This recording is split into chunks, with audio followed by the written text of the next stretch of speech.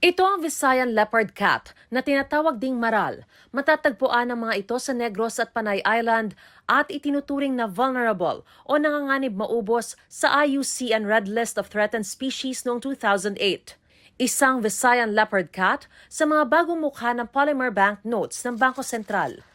Tampok ang piling endangered at native species ng mga hayop at bulaklak, mga likas na yaman at katutubong hobby sa Pilipinas. Ito ang itsura ng mga bagong polymer banknotes o pera na makikita na natin sa sirkulasyon simula sa susunod na linggo. Bukod sa 1,000 piso kung saan tampok ang Philippine Eagle, tampok naman sa 500 peso bill ang Visayan Spotted Deer, Palawan Peacock Pheasant sa 100 piso at Visayan Leopard Cat sa 50 piso. The first Philippine polymer banknote series is smarter, cleaner, and stronger.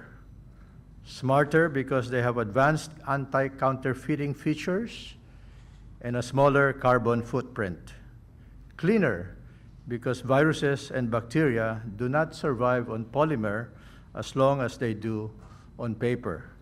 And stronger because they last longer than their paper counterparts. And if they do get dirty, you can easily wipe them off with a damp cloth without any damage to the banknote whatsoever. Another key advantage is security. Counterfeiting has always been a problem for economies around the world, but polymer banknotes are a notable progressive change. Their advanced security features make it more difficult to replicate. Simula December 23, pwede nang makuha ang bagong banknotes sa mga bangko. Pero limitado muna ito sa Greater Manila area. Sa Enero na mapapalawig ang sirkulasyon nito sa buong bansa. Ayon sa BSP, pwede pa rin gamitin ang mga lumang perang papel. Pwedeng ito, Pep. Bawal plansyahin. Opo, plastic po ito, so talagang masisira po.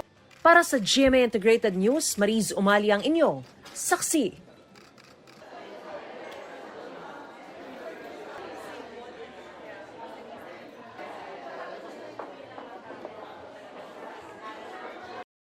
Mga kapuso, maging una sa saksi. Mag-subscribe sa GMA Integrated News sa YouTube para sa iba't ibang balita.